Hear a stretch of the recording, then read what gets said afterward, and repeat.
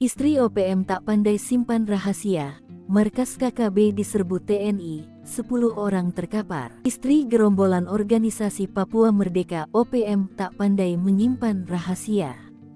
Dari informasi istri Tony Giban, salah seorang pentolan OPM, pasukan TNI sukses menyerbu markas KKB. Pasukan elit berhasil menemukan markas KKB di dalam hutan atas petunjuk dari istri Tony Giban. Dua anggota kelompok kriminal bersenjata KKB Papua tewas dalam operasi penegakan hukum di Kabupaten Yahukimo, Papua Pegunungan. Keduanya yakni Afrika Heluka dan Tony Wetapo alias Tony Giban, anggota KKB aktif kelompok Yahukimo pimpinan pecatan TNI Yotam Bugiangge.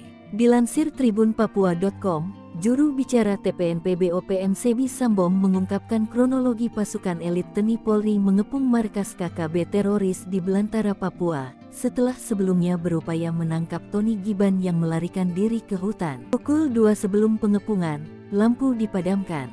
Sampai tiba TKP Kasih menyala lapuh lalu TNI Polri kepung keliling pos, ujar Sebi dalam keterangan resminya, dikutip Minggu tanggal 14 April tahun 2024. Serangan masuk dan pasukan TPNPB OPM semua pada posisi ketiduran, jumlah pasukan TPNPB OPM 10 orang.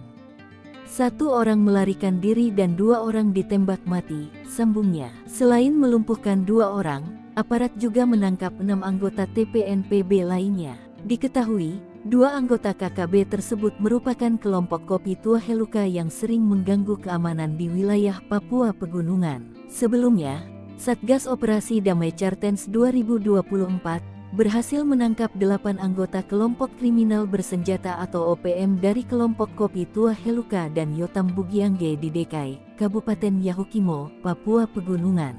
8 orang yang ditangkap, 2 orang diantaranya teridentifikasi yaitu Afrika Heluka, merupakan anggota OPM pimpinan Kopi Tua Heluka dan Tony Wetapo alias Tony Giban, anggota Yotam Bugiangge, ujar Kasatgas Ops Damai Cartens Kombes Faisal Rahmadani, Jumat tanggal 12 April tahun 2024.